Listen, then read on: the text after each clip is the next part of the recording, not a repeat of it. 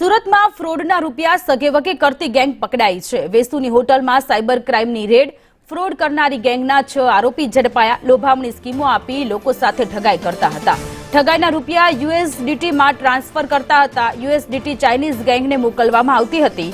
છેતરપિંડી માટે કમિશન પર બેંક એકાઉન્ટ રાખતા હતા। 91 બેંક એકાઉન્ટ અને 13 યુપીઆઈ આઈડી મળી। 4 ક્રિપ્ટોકરન્સી વોલેટ આઈડી પણ મળી આવી છે। આરોપીઓ પાસેથી 10 મોબાઈલ જપ્ત કરવામાં આવ્યા। સુરત સાયબર ક્રાઇમે વધુ તપાસ હાથ ધરી છે।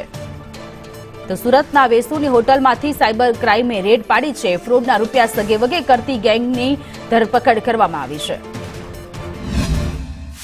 વેસુ વિસ્તારની એક હોટલ અંગે બાતમી મળતા કે ત્યાં સુરત શહેરના નાગરિકોના એકાઉન્ટ્સ પાડેલી સાયબર ક્રાઇમની પ્રવૃત્તિ માટે આપવાની જે કામગીરી છે એ ચાલુ છે। એ આધારે રેડ કરેલ હતી। સદર રેડ દરમિયાન કુલ જે આરોપીઓ મળ્યા 5 આરોપીઓ મળી આવેલ તેઓની ધરપકડ કરવામાં આવી છે। ત્યારબાદ બીજા એક આરોપીની ધરપકડ કરવામાં આવેલ છે।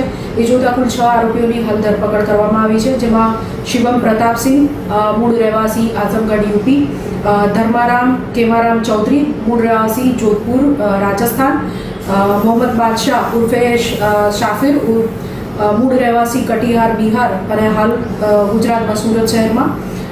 ત્યારબાદ મોહમ્મદ સમીર અનવર અલી મૂળ રહેવાસી સુરત, સુનિલ પ્રેમારામ બિશ્નોઈ મૂળ રહેવાસી જોધપુર રાજસ્થાન અને યશ રાજેન્દ્રભાઈ ભાડજા મૂળ રહેવાસી ગુજરાત હાલ સુરત।